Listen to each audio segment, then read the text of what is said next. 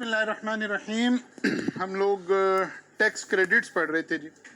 पहली बात तो थोड़ी सी ये अंडरस्टैंड करें कि इंशाल्लाह ताला हम ऑलरेडी भी अपनी एक पेस पे चल रहे हैं और ये बिल्कुल सही पेस है, हम स्लो नहीं चल रहे हैं, ठीक है ना। जो मेजर काम करने वाला है उसमें से एक काम हमने कर लिया है सैलरी का, और दूसरा काम इंशाल्लाह ताला इनकम फ्रॉम बिजनेस है। इसको करेंगे तो आप समझें कि इनकम टैक्स आपका सारे का सारा कंप्लीट हो चुका होगा इंशाल्लाह ताला।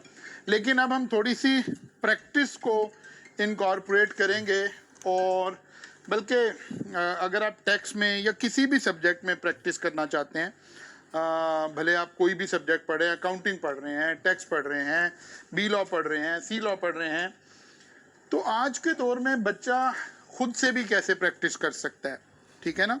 या आर्टिफिशियल इंटेलिजेंस का क्या रोल है अब आपके एग्जाम सिस्टम के साथ, एक बड़ा स्ट्रॉन्ग रिलेशन है। अब पेपर कोई भी टीचर बना रहा है तो वो आर्टिफिशियल इंटेलिजेंस को इनकॉर्पोरेट करके पेपर बनाता है। आप सब लोग ये काम खुद भी कर सकते हैं। जनरली सारे इदारे क्या कर रहे हैं, हाँ, क्योंकि बाय डिफ़ॉल्ट लर्निंग का एक फ़ेज़ ऐसे ही हमने डिज़ाइन कर रखा है कि हम ये समझते हैं कि यार जो भी काम है वो मैं करूँगा और आप फिर मेरे से वो परचेज़ करेंगे, ठीक है ना। यानी इस वक्त मैं जो आपको पढ़ा रहा हूँ ये सर्विसेज भी हम आपको सेल कर रहे हैं ना, आप सब यहाँ फ़ीस दे के बैठे हुए हैं। लेकिन एक मिजाज ये है कि हम ये चाहें कि हमेशा बच्चा ऐसे ही मेरे साथ अटैच रहे और मैं पढ़ाऊँ और बच्चा सुन रहा हो। एक मिजाज ये है, और ये जाहिर है हमारे बिजनेस के लिए सबसे बेस्ट मिजाज है। लेकिन एक दूसरा मिजाज है कि नहीं यार, आपने ईमानदारी के साथ, दयानतदारी के साथ बच्चों को उनके पाँव पे खड़ा करना है, ठीक है ना। कि बच्चे ने एक दफ़ा आपसे पढ़ा है तो उसको इतना फ़ायदा हो कि कम से कम आइंदा उसे ये सब्जेक्ट या किसी और सब्जेक्ट को पढ़ने के लिए एटलीस्ट वो कहीं ना कहीं कंफर्टेबल हो जाए, ठीक है ना। लेकिन हमारा स्टूडेंट अनफॉर्चुनेटली ये वाला काम नहीं कर पाता, बल्कि वो खाली टेस्ट देने के भी कहीं 2000-3000 रुपया खर्चने को तैयार हो जाता है, या कॉलेज के टेस्ट दे रहा है तो समझता है बस ये टेस्ट। ये सारा काम आप घर बैठ के जिस एक एक सेक्शन की आप प्रैक्टिस कर सकते हैं, एक एक चीज़ों की आप प्रैक्टिस कर सकते हैं। इसके लिए कुछ सीखने की ज़रूरत नहीं है सिवाय अपने माइंडसेट को इस पर लेकर आने की। तो यही वाली अवेयरनेस के लिए कल हमने एक सेशन भी रखा हुआ है कासिम अली शाह फाउंडेशन में 2 बजे। उसमें मैं प्रैक्टिकली आपको करके दिखाऊंगा और आपको सिखाऊंगा कि आप कोई भी सब्जेक्ट अगर पढ़ रहे हैं तो आप उसकी मदद से अपनी तैयारी में क्या हेल्प ले सकते हैं। अब आज के दौर में जब हम 2023 में खड़े होकर गुफ्तगू कर रहे हैं तो ये सोचना कि वाहिद सोर्स ऑफ नॉलेज टीचर है, ये शायद सही नहीं है बात, ठीक है ना। आपके पास मल्टीपल सोर्सेज अवेलेबल हैं।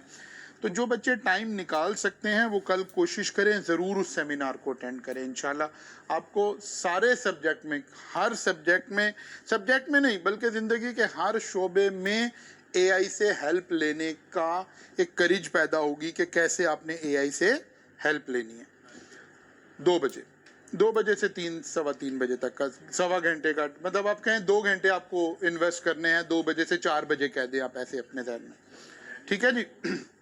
और चाय उसके साथ आपको पिला देंगे। बिरयानी वाला काम नहीं है, आजकल बिरयानी बदनाम होगी।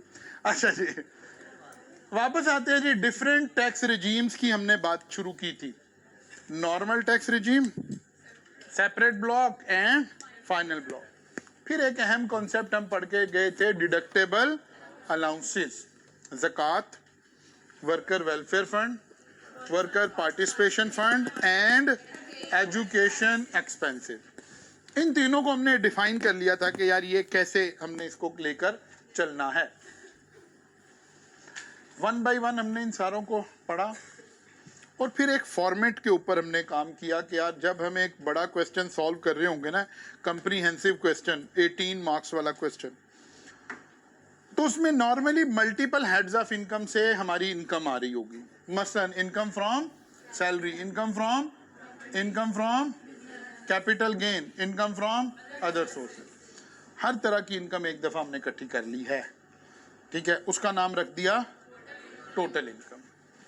इसमें से हमने जो सेपरेट ब्लॉक वाली इनकम है यानी एनटीआर के अलावा जो भी इनकम है, एनटीआर के अलावा दो इनकम है, सेपरेट ब्लॉक वाली या एफटीआर वाली, वो दोनों माइनस कर दें, ठीक है ना, वो दोनों माइनस कर दें, क्योंकि हम जो टैक्स लाइबिलिटी कैलकुलेट करना चाह रहे हैं वो एनटीआर की कैलकुलेट करना चाह रहे हैं। इनकी तो एनटीआर में कैलकुलेट ही नहीं होती, इन दोनों को माइनस कर दिया। लेकिन पहले एक मर्तबा ऐड किया है, ये हमारा इनकम टैक्स का एक खास तरीका है। अगर हमें निकालना हो कि what is the total income, तो टोटल इनकम इंक्लूड वो वाली अमाउंट के बीच में आ गई, ठीक है ना, फिर उनको माइनस कर दिया। अब जो इनकम आई है उसके अगेंस्ट आपने डिडक्टेबल अलाउंसेस माइनस किए 5। कौन कौन से? ज़कात, worker welfare fund, worker participation fund, allowance, ठीक है ना, ये आपने माइनस कर दिया। अब जो इनकम बची है उसका नाम रख दिया है टैक्सेबल इनकम, यानी ये वो इनकम है जिसके ऊपर हमने एनटीआर का टैक्स कैलकुलेट करना है, ठीक है। फिर ये एग्जांपल हमने ऐसे लिखकर समझ ली थी, और हमने एक अहम काम यहाँ ये समझा था कि यार हमें जब हम एनटीआर में जाते हैं तो हमारे पास दो शेड्यूल आ जाते हैं, एक सैलरीड इंडिविजुअल का और एक नॉन सैलरीड एंड एओपी वाला। रेट कहाँ से देखने हैं, सैलरीड से या नॉन सैलरीड से? ये बात पता चलती है उस बंदे के स्टेटस पर। स्टेटस क्या कह रहा था? Where the income of an individual chargeable under the head salary exceed 75%, exceeds, अगर 75% से एक्सीड कर जाए तो that person is treated as salaried individual, और उसके ऊपर वो वाला शेड्यूल लगेगा जो सैलरीड इंडिविजुअल का है, और अगर एक्सीड नहीं की तो दूसरे वाला शेड्यूल लगेगा, ठीक है ना। यहाँ हमने कहा कि यार एक गलती हो सकती है कि 75% की कैलकुलेशन कैसे देखनी है। यहाँ सैलरी से कितनी इनकम आ रही है? 8,90,000। इसको किससे देखना है? 13,50,000 से या 11,70,000 से? बस ये वाली बात हमने यहाँ कॉन्सेप्चुअली अपने आप को क्लियर कर लिया था कि भाई 8,90,000 की परसेंटेज निकालनी है 11,70,000 से, जो कि 76% आ रहा है, which exceed 75%, which means the person is salaried individual. लेकिन अगर किसी बच्चे ने इस कॉन्सेप्ट को ठीक परसीव ना किया और उसने ये कैलकुलेशन 8,90,000 13 लाख से निकाल दी, 13,50,000 से, तो वो इसको नॉन सैलरीड ले रहा होगा, तो सारा काम खराब हो जाए। यानी सारे काम खराब होने का मतलब है इस स्टेप के जो मार्क्स थे वो खराब हो गए, सारा तो खराब नहीं हो गया, क्योंकि हर चीज के अलग अलग मार्क्स थे ना। हाँ, एक अहम काम सैलरीड नॉन सैलरीड की कैलकुलेशन उसकी गलत हो गई। अच्छा जी, फिर हमने एक और कॉन्सेप्ट पढ़कर गए थे, that was deductible allowances versus tax credit. What is the difference between deductible allowance and tax credit? वो कहते हैं डिडक्टेबल अलाउंस का मतलब है हमने इसको इनकम ही नहीं माना। पहले हमने टोटल इनकम निकाली, उसमें से एफटीआर वाली, एनटीआर वाली, वो एसबीआई वाली इनकम अलग कर दी, और उसमें से हमने ये 5 अलाउंसेस भी माइनस कर दिए। कौन कौन से? ज़कात, worker welfare fund, worker participation fund. इसे बंद कर दो, ये यहाँ से आवाज़ क्रिएट करके ना वो सारा उसकी रिकॉर्डिंग ख़राब कर रहा है। चलो जज़ाकल्लाह, ठीक है ना, हमने उसको इनकम ही नहीं माना। लेकिन टैक्स क्रेडिट का कॉन्सेप्ट क्या है? हम उसे इनकम मानेंगे, इनकम मानने के बाद उस इनकम पर जो प्रोपोर्शनेटली टैक्स बन रहा है वो टैक्स का आपको क्रेडिट दे देंगे। बज़ाहिर देखने में ये दोनों बातें सेम नज़र आ रही हैं, सिवाय माइनर डिफरेंस के, जिसको मैंने ऐसे एक्सप्लेन कर दिया था लास्ट टाइम आपको कि अज्यूम कर लें। हमने अज्यूम नहीं करना एग्जाम में, यहाँ हमने इस बात को समझने के लिए हमने कहा यार एक आदमी की टोटल इनकम कितनी है? 23 लाख रुपया। साथ ही बता दिया कि ये नॉन सैलरीड है ताकि आपको पता चले मैंने स्लैब कौन से लगाने। उसने कहा यार इसने ना 3 लाख रुपया कहीं खर्च किया है, वो कहते हैं फर्ज करो अगर ये डिडक्टेबल अलाउंसेस की जगह खर्च किया हो तो क्या होगा, और अगर टैक्स क्रेडिट की जगह पे खर्च किया हो तो क्या होगा। तो डिडक्टेबल अलाउंसेस की जगह पे खर्च किया हो तो टोटल इनकम आ गई 23 लाख। 23 लाख में से हमने डिडक्टेबल अलाउंसेस में से 3 लाख माइनस किया, हमारी टैक्सेबल इनकम बनी 20 लाख। 20 लाख पे टैक्स कैलकुलेट किया, ये हमने पे करना है, ठीक है ना। अब हमने कहा कि नहीं नहीं, अगर ये जगह डिडक्टेबल नहीं थी बल्कि क्रेडिट वाली थी तो फिर टैक्सेबल इनकम तो बनी 23 लाख की। 23 लाख पे टैक्स कैलकुलेट किया, 2,52,500 आ गया। अब हमने एवरेज रेट के ऊपर इसका टैक्स कैलकुलेट किया, क्रेडिट कैलकुलेट किया। कैसे? 2,23,000 रुपए पर टैक्स बना है 2,52,500। तो हमने कहा जी 2,52,500 तकसीम 23 लाख, ये एवरेज रेट निकला है ना, ठीक है ना, ये एवरेज रेट है। निकालें जरा कैलकुलेटर से क्या आंसर आ रहा है।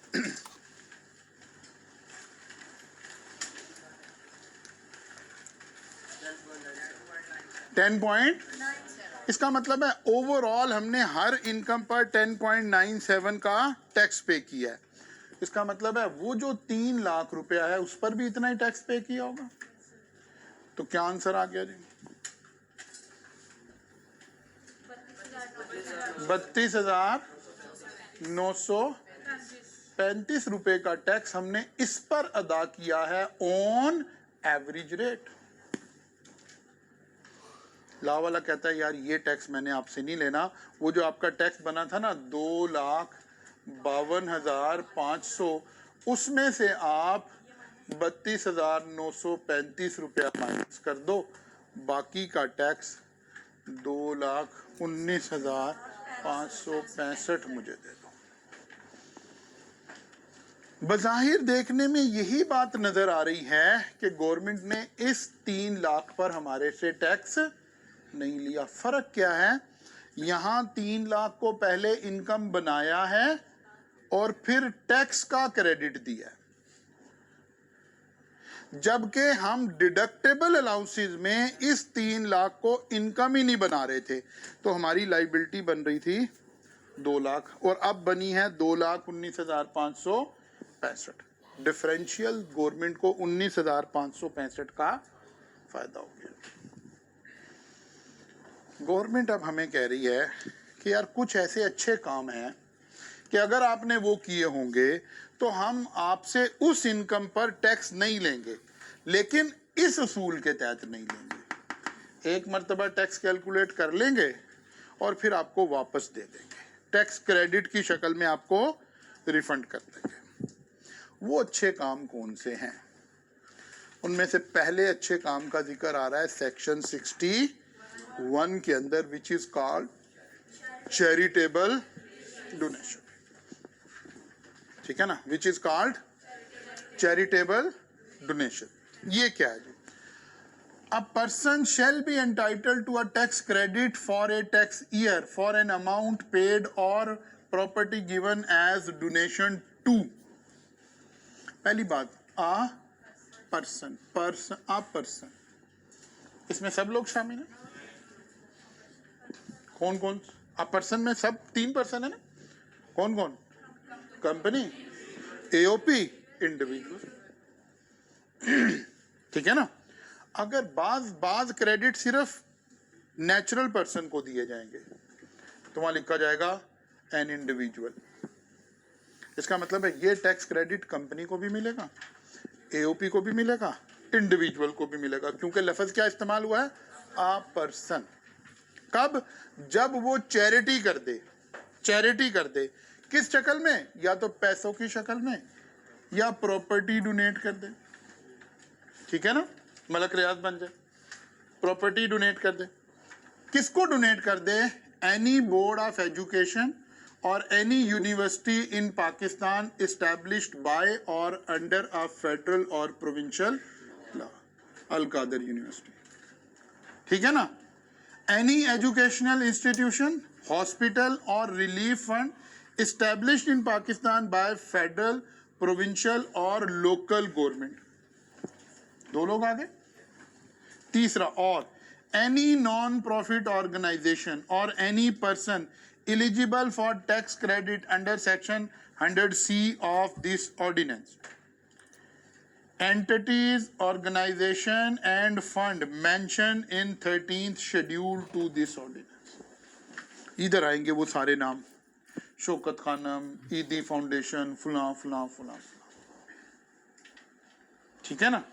पहले तो गवर्नमेंट ने कहा यार हमारे इदारों को पैसे दो ना, देने हैं तो हमारी यूनिवर्सिटीज, हमारे हॉस्पिटल्स, ठीक है, या कुछ इदारे हैं जो सेक्शन 100C के तहत अपनी एग्जामिशन लेते हैं, या फिर एक शेड्यूल बना दिया, ये बाद में सबसे आखिर में ये काम हुआ, एक शेड्यूल बना दिया 13th शेड्यूल, वहां अगर किसी इदारे का नाम आ रहा हो तो।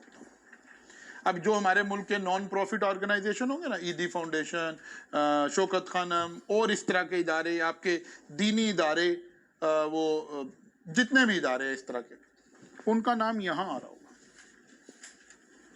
अगर 1 2 3 4 इन 4 जगहों पर कोई शख्स क्या करे, कैश की शक्ल में डोनेशन दे, या इन इदारों को जगह दे दे, लैंड दे दे, प्रॉपर्टी, प्लांट दे दे, इक्विपमेंट दे दे, किसी हॉस्पिटल में वो कहता है यार एक MRI मशीन मेरी तरफ से, तो ये सारा कुछ यहां कवर हो गया, ठीक है ना। पहली बात, सबसे पहले सीखना किस कब मिलेगा, किसको मिलेगा, किसको मिलेगा। मैं आप पर्सन से पता चला, इंडिविजुअल को भी मिलेगा, कंपनी को भी मिलेगा, AOP को भी मिलेगा, ठीक है। फिर दूसरा तरीका देखना है कितना टैक्स क्रेडिट मिलेगा। अब अगर आप इधर ही देखें, अभी हम टैक्स क्रेडिट ही देख रहे थे ना, सबसे पहले तो एवरेज रेट निकालना है ना उस पर्सन का। एवरेज रेट को हम ऐसे कह रहे हैं A/B। तो A क्या होना चाहिए, टैक्स ऑन टैक्सेबल इनकम, और B क्या होना चाहिए, टैक्सेबल इनकम। देख रहे हैं क्या लिखा हुआ जी, A क्या है, A is the amount of tax payable for the tax year before allowance of any tax credit, and B is the person taxable income for the relevant tax year। ठीक हो गया। अब हमने ना सब जगह फार्मूला ऐसे लिखना है, A/B मल्टीप्लाइड बाय C। असल में हम C पढ़ रहे हैं कि क्या C वो अमाउंट है जिस पर क्रेडिट मिलना है। अब देखना है क्या गवर्नमेंट खुले दिल से वो अमाउंट दे रही है या उस पर कोई रिस्ट्रिक्शन लगा रही है। बहुत दफा हो सकता है गवर्नमेंट कहे अच्छा जनाब जितने भी पैसे खर्च कर C से मल्टीप्लाई कर दें यहाँ पे। जैसे हमने यहाँ 3 लाख खर्च किए थे, हमने 3 लाख से मल्टीप्लाई कर दिया, तो असल में ये फार्मूला भी चल रहा था, A/B मल्टीप्लाइड बाय C। पढ़ना हमने इन सेक्शन में सिर्फ C है, how to calculate C, what is the maximum amount of C, या सारे पैसे उठा के दे सकते हैं, ठीक है ना, ये बात पढ़नी है। तो यहां लिखा हुआ है C is the lower of amount of donation in a year including fair market value of the property given where the person is individual और AOP 30% of taxable income. Taxable income, what is taxable income, straight deduction के बाद वाली amount को कह रहे थे। और अगर कंपनी है तो 20% ऑफ टैक्सेबल इनकम, क्योंकि लफ्ज आ पर्सन था ना, तो इंडिविजुअल भी आना था, कंपनी भी आनी थी, AOP भी आनी थी। वो कहता है कोई इंडिविजुअल अपनी टैक्सेबल इनकम का ज्यादा से ज्यादा 30% डोनेशन देगा तो हम उसे टैक्स क्रेडिट देंगे, लेकिन अगर कोई अल्लाह वाला इससे ज्यादा दे देगा तो फिर हम 30% तक की अमाउंट पर टैक्स क्रेडिट देंगे, बाकी का क्रेडिट अल्लाह मियां आखिरत में देगा, ठीक है ना। उस 30% पे भी अल्लाह तो देगा, लेकिन हम नहीं देंगे, FBR नहीं देगा। और अगर वो कंपनी है तो बस 20%। पहले यहां तक समझते हैं, ये जो लिखा हुआ है अभी इसको छोड़ दिया मैंने।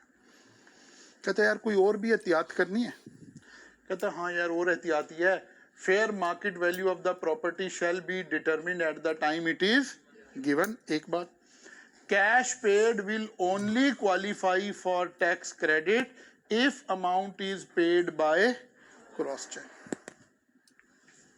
वो कहता है आप उस यूनिवर्सिटी के नाम, उस हॉस्पिटल के नाम, ईदी फाउंडेशन के नाम, शौकत खानम के नाम टैक्स क्रॉस चेक से अमाउंट देंगे, ठीक है ना, ताकि वेरीफाई हो सके कि कहाँ गई है अमाउंट, वरना तो आपने जो इधर उधर पैसे खर्चे होंगे कह देंगे मैंने फलां को दिए थे।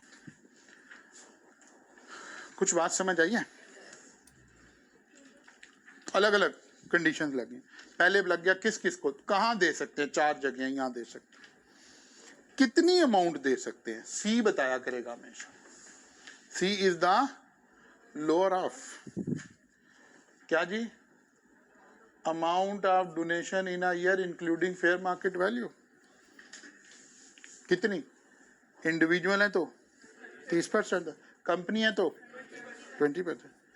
इफ अमाउंट और property is donated by associate, C shall be in case of, अगर आप अपने ही इदारे को दे रहे हो, एसोसिएटेड कंपनी का एक कॉन्सेप्ट है, आप कंपनी लॉ में पढ़ेंगे, यानी आप ऐसे समझें कि ऐसे समझें ये एमसीबी बैंक है, एमसीबी बैंक ने कोई अपना ही इदारा बनाया हुआ है, ठीक है, आप उसको डोनेशन दे रहे हैं, तो थोड़ा सा बाइसनेस आ गई। बहरिया टाउन ने अपना ही इदारा बनाया हुआ बहरिया दस्तरखान, वो बहरिया दस्तरखान को डोनेशन देना चाहता है, तो लॉ ने लिमिट कम कर दी, फौरन आधी कर दी। क्या जी, वो कहता है अब अगर इंडिविजुअल है तो 30 की बजाय, और अगर कंपनी है तो 20 की बजाय 10 को। हाँ, आप एक जनरल उसको देना चाहें तो फिर अमाउंट डबल है, और अगर आप अपने इदारे को देना चाहते हैं तो फिर आपकी लिमिट हाफ हो गई। इतने के ऊपर आपको टैक्स क्रेडिट मिला करेगा। डन हो गई बात, ये अपना इदारा बना रखा है, खुद इदारा बना रखा है, तो इदारा ही एसोसिएट होगा ना। अगर एक इदारा, बहरिया से ही समझें, छोड़े मुझे, बहरिया से समझें, Bahria Town, Bahria private limited is a company, Bahria का दस्तरखान का एक स्टेटस, लेकिन इसका ट्रस्टीज कौन है, बहरिया वाले ही, तो ये एसोसिएट हो गया। अब अगर यहाँ डोनेशन देनी है तो आदि, इमरान खान साहब ने अगर शौकत खानम को डोनेशन देनी हो तो आदि,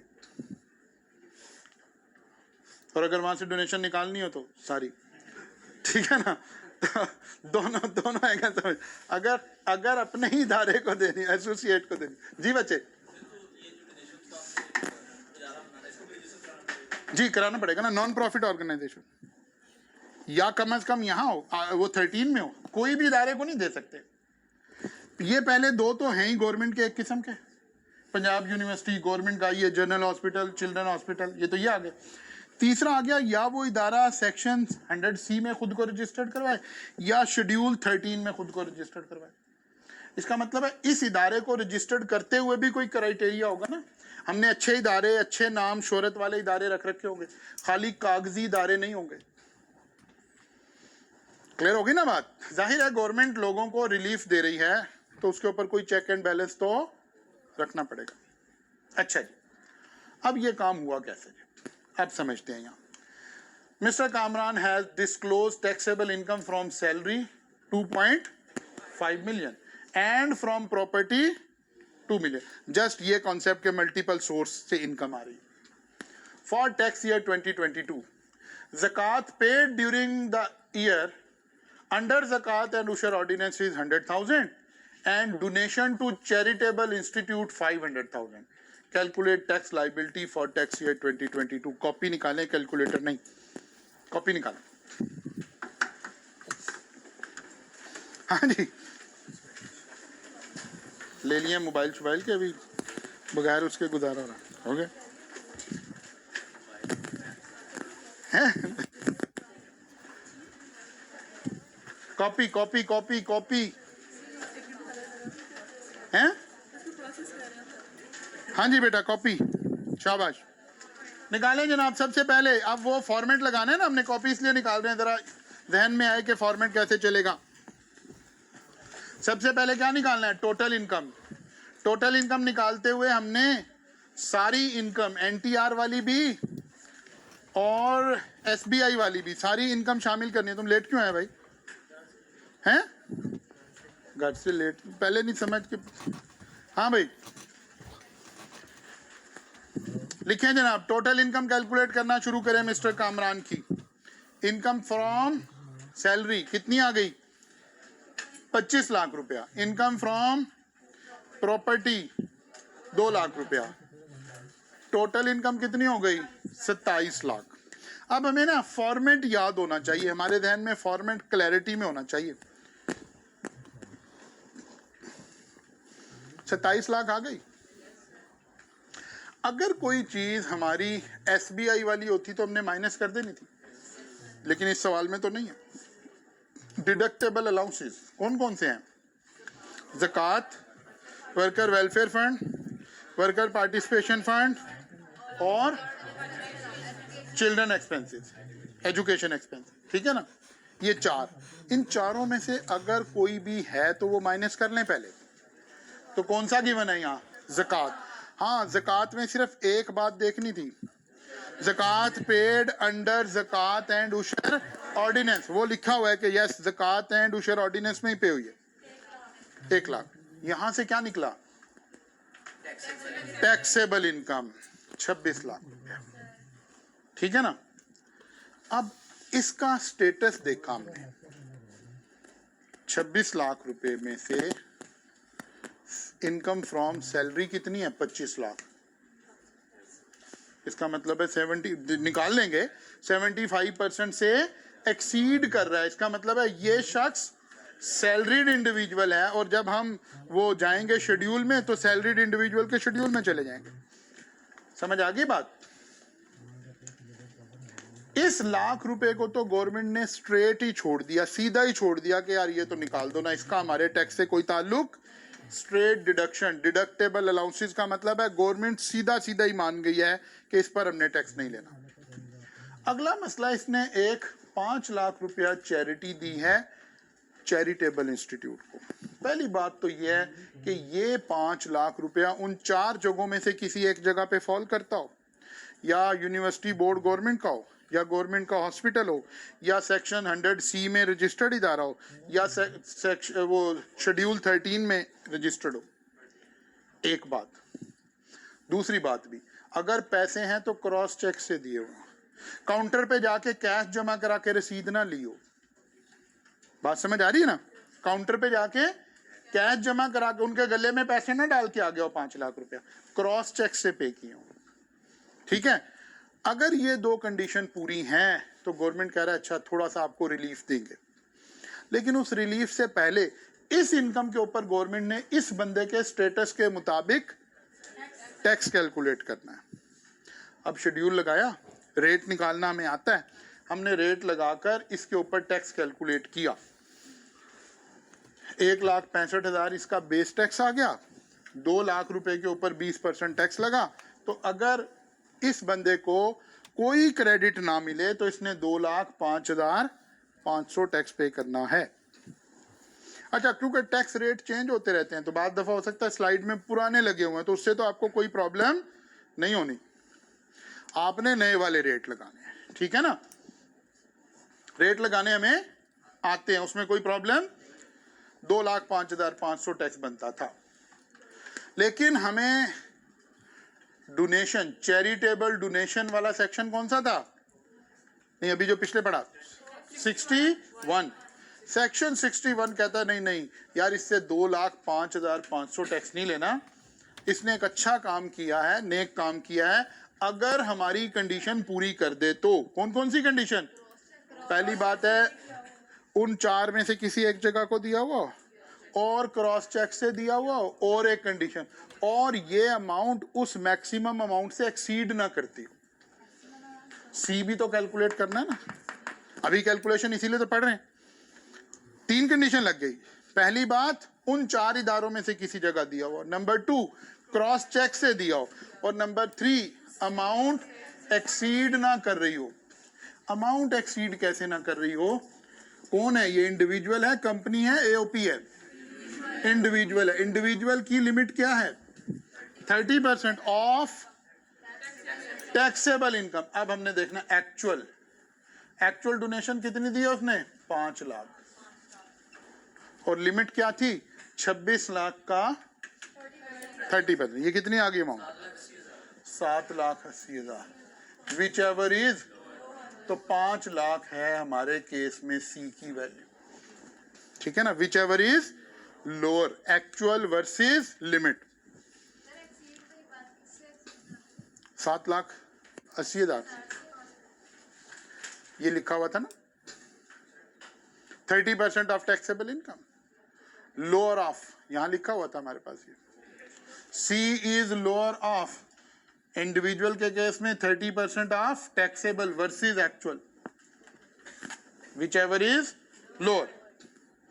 इसका मतलब है अगर ये बंदा इस इदारे को 7,80,000 भी दे देता तो कोई प्रॉब्लम नहीं थी, लेकिन अगर 10 लाख दे देता तो फिर टैक्स क्रेडिट 780 पर मिलना था, लेकिन अब 780 पर नहीं मिलना, अब क्रेडिट 5 लाख पर मिलना है, विच एवर इज लोअर के कॉन्सेप्ट की वजह से, ठीक है ना। अब हमने कैलकुलेट कर लिया, एवरेज रेट निकल आया हमारे पास, क्या जी, पहली बात यहां से हमने लिमिट निकाली और अब 2,05,500 तकसीम 26 लाख, ये क्या निकल आया by default built in average rate multiplied by C, C is lower of 5 lakh, तो क्या आंसर आ गया 39,519 आ रहा है आपका, ओके।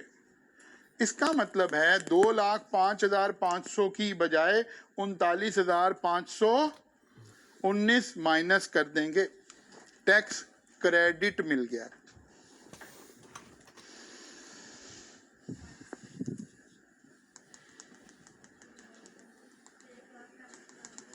रिमेनिंग आपने टैक्स पे करना है, 1,65,000, वही उसका डिफरेंस आ रहा है।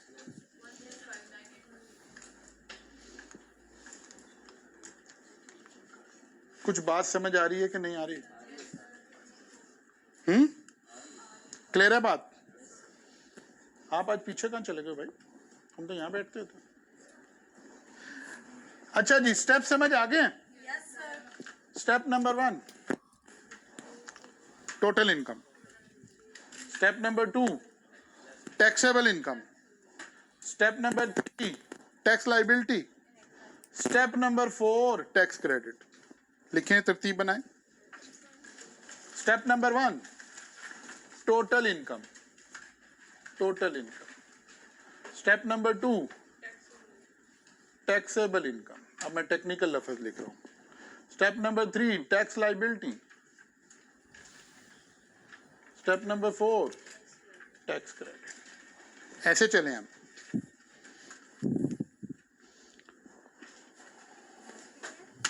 टैक्स क्रेडिट स्टेप 5 बना लें, टैक्स पेएबल,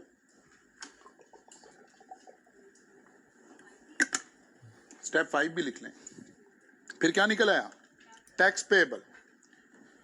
अब ये बात हमें क्लियर होनी चाहिए, टैक्स पेएबल,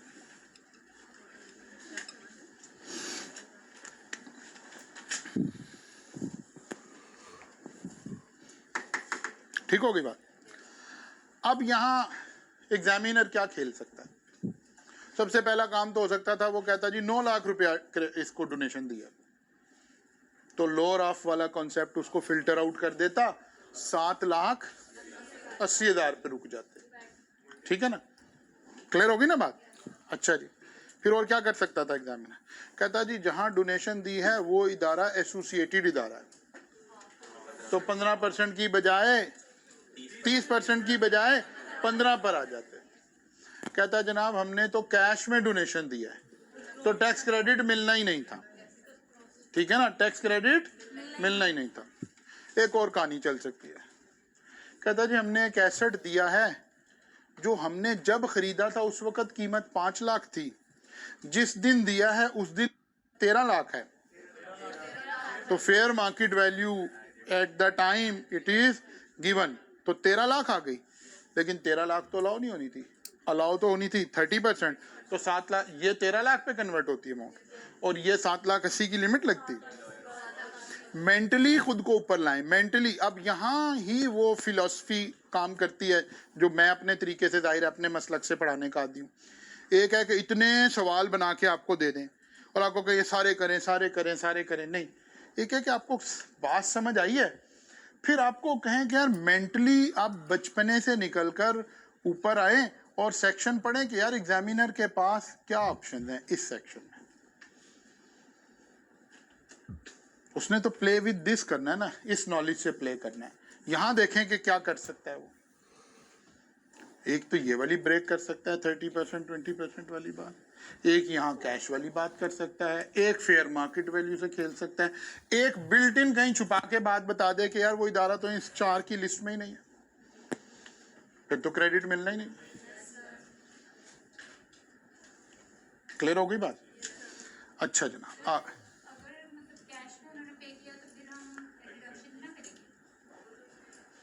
क्रेडिट नहीं मिलेगा, क्रेडिट नहीं मिलेगा। डिडक्शन तो बोल नहीं रहे ना, क्रेडिट नहीं मिलेगा, टैक्स क्रेडिट नहीं मिलेगा।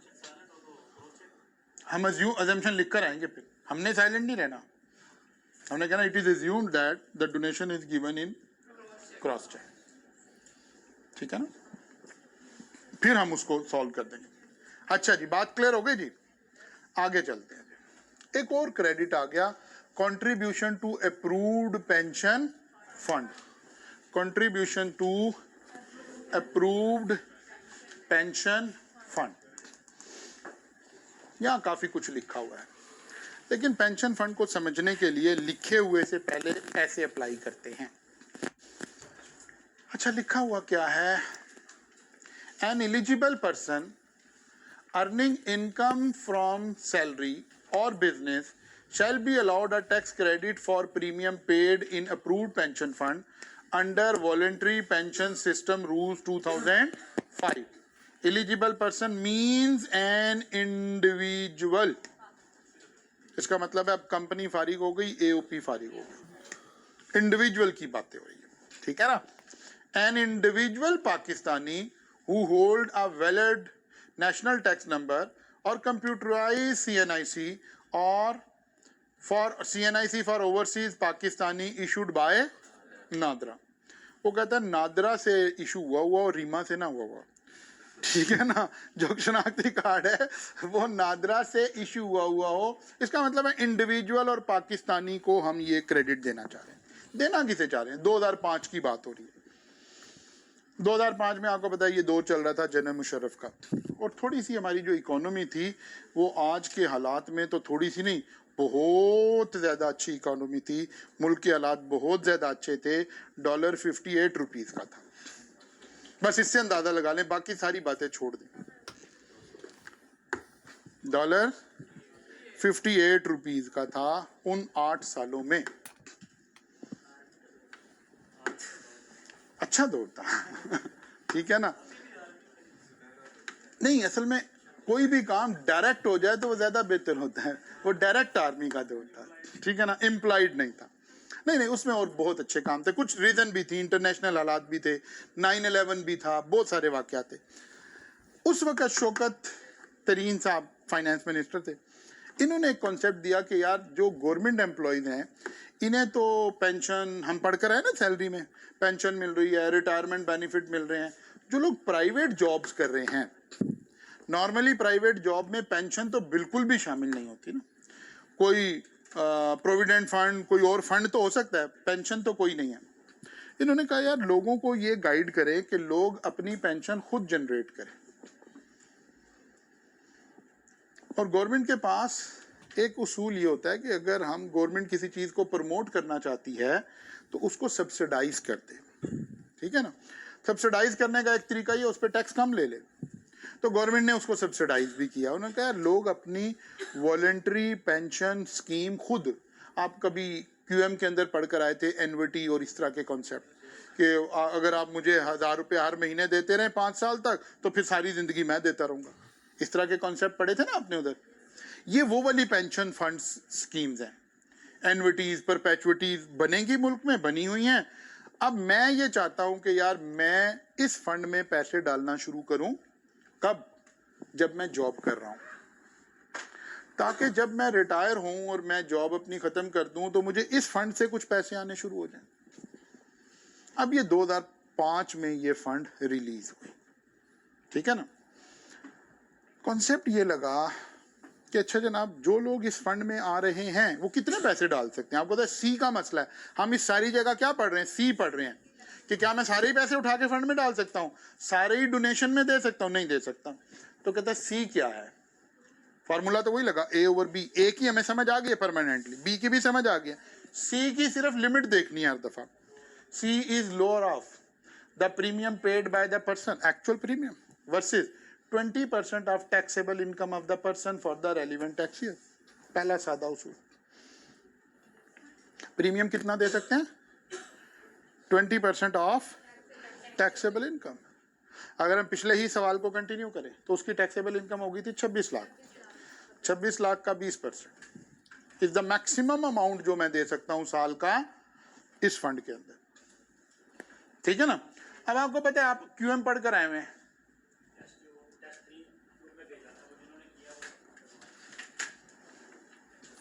बैठ जाओ तुम। अच्छा जी, ये इधर नहीं टेस्ट देते, घर से करके आए होंगे। तुम कितने मासूम लोग हो तुम लोग, क्वालिटी एश्योरेंस वाले हैं। अच्छा जी, अच्छा मेरे पे डाल दो। अच्छा जरा गौर करें, वो कह रहे हैं हर साल, आपको पता है उधर आप क्यूएम के अंदर इस तरह की बातें पढ़ के आए कि ओवर द टाइम ये चीजें स्टैब्लिश होनी है ना। तो अब जब 2005-6 में हमने ये रूल्स एकदम से लॉन्च किए तो कैटेगरी लोगों की डिफरेंट है। कुछ लोग हैं जो भी 25-26 साल के हैं, वो जॉब कर रहे हैं। कुछ लोग हैं, गवर्नमेंट ने उसे दो कैटेगरीज में डिवाइड कर लिया। कुछ लोग हैं जो 40 साल से अबव वाले लोग हैं, वो कहते हैं यार अब हमारी तो जॉब ही थोड़ी सी रहती है, हम कितने एक पैसे इकट्ठे हो जाएंगे, क्योंकि ये अकोमुलेशन ऑफ वेल्थ तो time value of money add होनी है ना इसमें। उन लोगों को थोड़ा सा गवर्नमेंट ने कंपनसेट किया। कैसे? However, if he join the pension fund at the age of 41 year or above, he shall be allowed additional contribution of 2% per annum for each year of age exceeding 40 years. पहले सादा सादा बातें करें। अगर एक बंदा 41 ईयर की as में पेंशन फंड ज्वाइन कर रहा है तो 20% ये और 2% ये, उसे 22%। और अगर 42 में कर रहा है, ठीक है ना, 43 में कर रहा है, 45 में कर रहा है, ऐसे हर साल के अगेंस्ट 2% एक्स्ट्रा मिल रहा है जी। 24 हो जाएगा, 26 हो जाएगा, अप टू 30 जून 2019। वो 2005 में बैठ के हम बात कर रहे थे, क्योंकि ये तो काम सारा 2005-6 में आए थे ना। हमने कहा 2019 तक ऐसे चलेंगे। बात समझ आ रही है?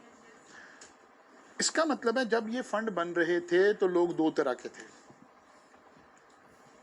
कुछ लोग थे जो 40 साल से कम उम्र के फंड ज्वाइन कर रहे थे, उन्होंने तो 40% पे, वो 20% पे सीधा सीधा चलना है। कुछ लोग थे जो उस वक्त उनकी एज बड़ी थी, उनको थोड़ा एडिशनल एक्सेलरेटेड प्रीमियम दे रहे थे, ताकि अब पैसा, दो ही तरीके ना, या टाइम बढ़ा दें या पैसा बढ़ा दें। तो गवर्नमेंट ने कहा यार आप थोड़ा सा अपना पैसा बढ़ा लें, और एक तीसरी कंडीशन भी लगा दी, However, total contribution shall not exceed 30% of taxable income of the previous year. ये ऐसी गलती से एक बात, गलती से तो नहीं, मतलब बनाने वाले ने पता नहीं क्या खाया हुआ था उस वक्त, तो उसने कहा ये पिछले साल की इनकम के 30% से ज्यादा भी नहीं कर सकते। अभी इसकी कैलकुलेशन मैं आपको सिखाता हूँ। क्लियर हो गई बात?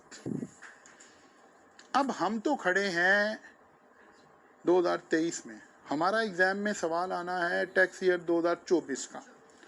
अब हमने अपने एंगल से भी चीजें देखनी है, ठीक है ना। अब इसे समझते हैं जरा। If joined up to age of 40 year और contribution paid after tax year 2019, क्योंकि 2019 तक ये प्रिविलेज मिल रही थी ना, 20 से प्रिविलेज खत्म हो गई, तो हमारे बंदे ने तो नॉर्मली इसके बाद वाला बंदा होगा, ठीक है ना। तो फिर क्या उसूल लगेगा, प्रीमियम कितना मिलेगा, एक्चुअल अमाउंट और 20% को कंपेयर करेंगे। इसका मतलब है वो जो एज वाला खाता है उसमें से अब हम गुजर रहे हैं, वो साल गुजर गए हैं बच्चों के जिसको एज वाले खाते में प्रॉब्लम आ रही थी। जब टैक्स ईयर 2017, 18, 19 वाले टैक्स ईयर आ रहे थे ना, वहाँ प्रॉब्लम आ रही थी। अब आपका बंदा तो नॉर्मली इसके बाद ज्वाइन किया होगा उसने, ठीक है ना, या अच्छा ज्वाइन इस साल में भी किया हो, उस बंदे को बेनिफिट मिलता रहा है 2007, 8, 9, 10, 11, 2019 तक उसे एक्स्ट्रा मिलता रहा। यही वाला बंदा 2020 में 20% से ज्यादा प्रॉफिट नहीं डाल सकता। ये बात समझ आ रही है? अच्छा जी, दूसरी कैटेगरी है इफ ज्वाइंट एट 41 ईयर और above and contribution paid till 2000। लेकिन इसका तो रिमोट चांस है ना कि आज 2024 के टैक्स ईयर में बैठ के एग्जामिनर कहे 2019 की मुझे कैलकुलेशन करके दो, जबकि ये कैलकुलेशन एग्जिस्ट भी नहीं करती अब। तो ऑब्वियसली ये एग्जामिनेबल अब बात नहीं है। इसका मतलब है आपको बस यही बात समझनी है। अगरचे लिखा हुआ लॉ में तो सारी हिस्ट्री वही मौजूद रहेगी ना, लिखा हुआ तो उसी तरह ही रहेगा, लेकिन आपसे रेलिवेंट अब सिर्फ ये बात रहेगी, actual amount versus 20% of taxable income.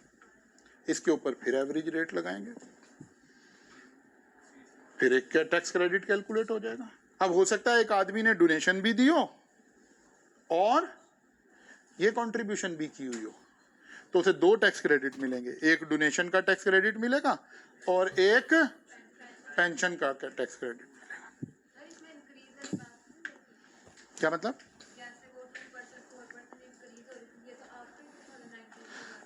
नहीं, आप देखें ना, जब आपके ऐसे समझें, जब हम वही लिखेंगे कि जी मिस्टर, आपको पता है कामरान साहब की मुसीबत आई हुई है, मिस्टर कामरान साहब का टैक्स ईयर डिस्कस हो रहा होगा 2024, हमने तो 2024 का टैक्स क्रेडिट कैलकुलेट करना है।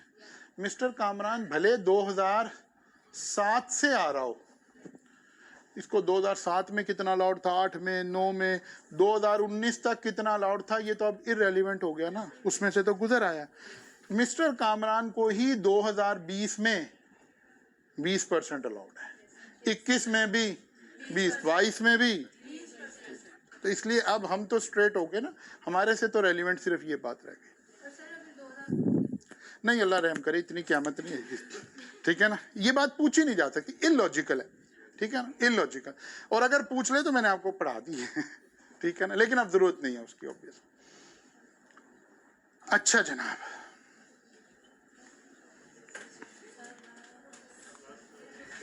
इसका न्यूमेरिक ना कर लें, अभी जरा देख लेते, एक न्यूमेरिक कर लेते। चलो कल करेंगे, कोई बात। आप ऐसा करेंगे, देखें, आपने ये वाला फंड नहीं करना, आपने जो घर से काम करना है वो इस फंड से पहले तक, यहाँ तक चैरिटेबल डोनेशन तक के न्यूमेरिक करना है, ठीक है ना। इसको कल आके करेंगे इंशाल्लाह।